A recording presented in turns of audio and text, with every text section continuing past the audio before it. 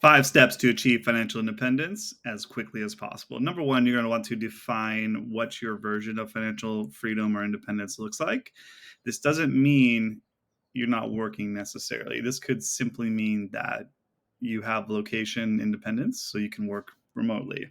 This may mean that you can reduce the hours you spend at work or a job down to part-time. So you still have some purpose and some social interaction, but you don't have to work 40 to 50 hours a week for a paycheck in exchange because you have already spent it all, essentially. So define what your freedom looks like. That is the number one most important step you can take when it comes to all of this. Number two, you're going to want to obviously spend less than you make. Easier said than done in a nutshell. Essentially, this is that budget word you need to get real serious about too. Take what you make, cover everything else. Obviously, you have to make this happen. Live below your means. Yes, you can get a pay raise every year. Yes, you can seek out more employment, etc. But at what cost would that be? Maybe you make 20% more by leaping jobs, but all of a sudden you have a 2 or 3 hour commute for the day, and so you're not quite as happy and your balance is off, essentially. So live below your means. That's the best way to master this, of course, too, as well. Number three, going to be invest aggressively. By this, I mean your 401ks through work or your employer plans. Do the best you can to pay yourself first and all the other accounts, your Roth IRA, an HSA, a brokerage account, etc. Keep getting in there every month and treat it like a bill that you have to do no matter what.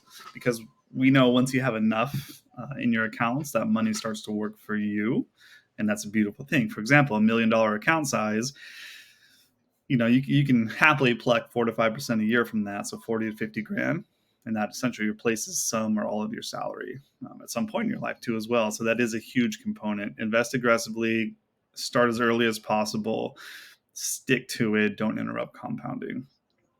Number four, you're going to pay down all non-mortgage debt as fast as possible. So this is vehicles, personal loans, credit cards, etc. And this kind of goes back to living below your means too as well. You're not going to re-rack that up. But again, having that vehicle done does help. If you have a low interest mortgage, don't rush it. If you have a higher interest mortgage now because of the rate environment we're in, maybe you do apply extra towards the principal. And by high, I mean probably above 7 or 8%. If you have a below that interest rate on the mortgage too, really, truly don't rush it so much, because at some point you're probably going to refinance anyway. Rates are always changing, and at least that's tied to an asset that typically rises in value over time, and not the other way around. Number five, you are simply going to rinse and repeat. So once you've mastered these behavioral things with money, you're going to keep doing it. You're not going to get yourself in trouble, and you're going to have to do this the rest of your life while you're financially free as well too. Once you've achieved it, it feels good. You don't want to go back to having to work and live paycheck to paycheck either. No one does. So once you've conquered money, it's usually not something you fall backwards into again, as far as debt goes or living paycheck to paycheck. So, but there are risks out there. There's lifestyle creep. There's inflation. There's all kinds of stuff still. What you want to do again is try to just repeat what you've done that has worked. Do the simple stuff. Don't overcomplicate it. Those are 5 steps to get you to achieve financial freedom.